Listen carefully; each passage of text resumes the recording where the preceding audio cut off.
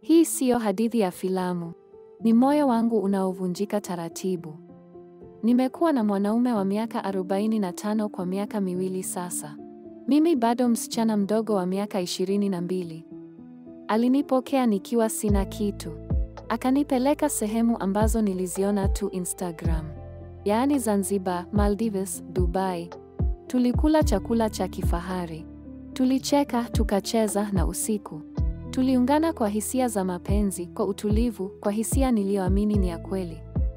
Nilipochoka na maisha, alinifuta machozi. Nilipoishiwa, alinitumia pesa bila kuuliza. Alinipa faraja ambayo hata baba yangu hajanipa. Kila mtu aliniambia, huyo anakutumia. Huyo si wa maisha yako. Lakini mimi niliamini kwamba mapenzi yetu ni tofauti. Aliniambia atanioa. Na nilianza kujiita mke wake moyoni. Mpaka juzi, rafiki yangu aliniambia kuna mwanamke mwingine na watoto wake 3. Niliumia, lakini bado niliuliza kwa upole. Na aliniambia kwa hasira, wewe unakosa nini? Si una kila kitu?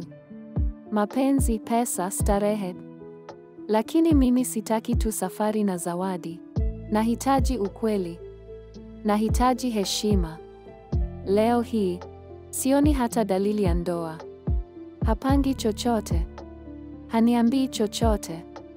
Na sasa, niko njia panda. Nimemuamini, nikampenda, nikajitoa. Lakini je, ni mume wangu wa baadaye? Au ni sugar daddy anayenichezea kwa ustadi? Nauliza kama dada yako. Ungekuwa mimi, ungefanyaje? Niachie jibu lako hapo chini. Au niandikie inbox. Nipo kwenye maumivu ya kweli.